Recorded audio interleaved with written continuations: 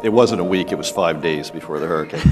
And at that point, we thought we had this nailed. I mean, we live in Florida, we were prepared for hurricanes, so we had a CAT plan. And so I think I talked to you in the mornings about 9 o'clock, and I said, we had looked at it for underwriting purposes, this 360Globalnet. But at that point, I think I said, I think we're fine. One thing about running a hurricane insurance company is that you get modeling data from the modeling companies every 3 hours, which tells you fun things like how many millions of dollars you're going to lose from this storm. And so 11 o'clock rolled around. Our projected loss was $1.5 billion. If you remember that Irma was projected to go straight up through Miami and Fort Lauderdale and West Palm Beach. Yep. And my first thought was, you remember the movie Jaws, where Roy Scheider looked at Quint and said, I think we're going to need a bigger boat. That was it. And I said, this is going to be a fundamentally different storm, and we've got to do some different things. The first thing that happens is a customer calls in a claim. You want to get an adjuster out there as fast as possible. The problem is we were getting thousands of claims over a few-day period, and there are just not enough adjusters. So with 360Globalnet, what happens is that the adjuster would send an email or a text to the customer. The good thing there is the customer immediately acknowledges that somebody is thinking about me. And it instructs the customer to go through, basically answer about 20 questions, instructs them to take pictures.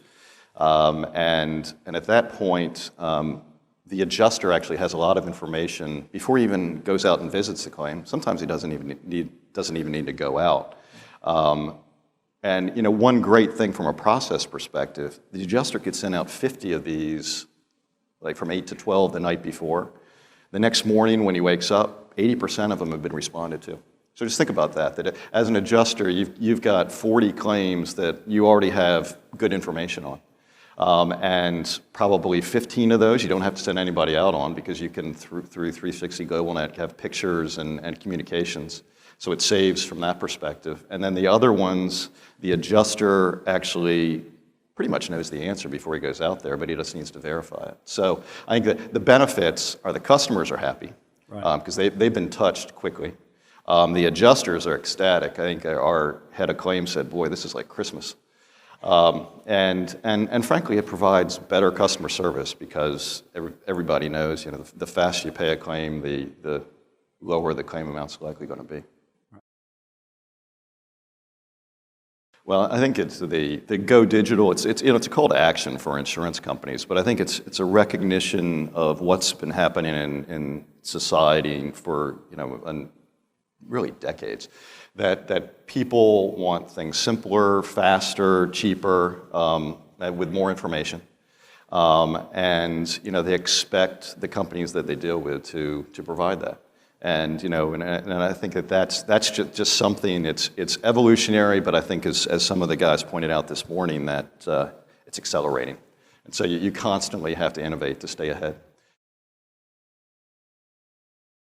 The day after we decided to do it, we got our claims guys in a room with the 360Globalnet guys and the DXC folks, and said, how do we create it? Within a couple hours, we had what the questions were going to be and how it was going to work. So it was very fast.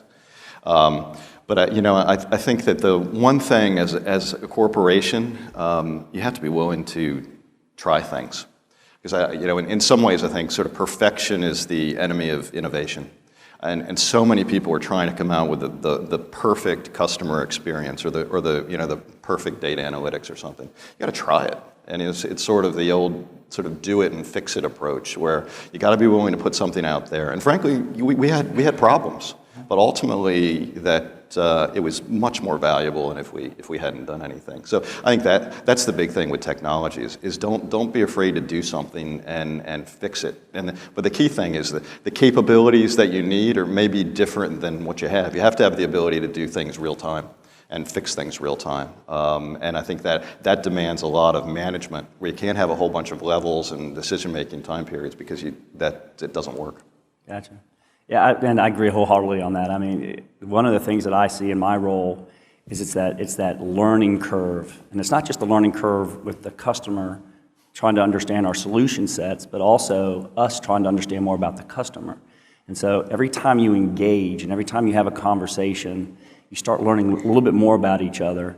And I think 360Globalnet is a perfect example of that. I think, like you said, one of the key reasons why you made the decision to move forward so quickly with us, with all the other things you had going on, was the sheer fact that you had exposure to 360Globalnet before we even had the conversation. So because you understood that the solution was in the cloud, that it was digital, that it was easy to deploy, that it was quick to bring up and go live, the ability to put your questions in any order you want, and all the other things that surround it that allow you to be efficient and provide that customer service, I think is really part of the thing that I enjoy most about my job.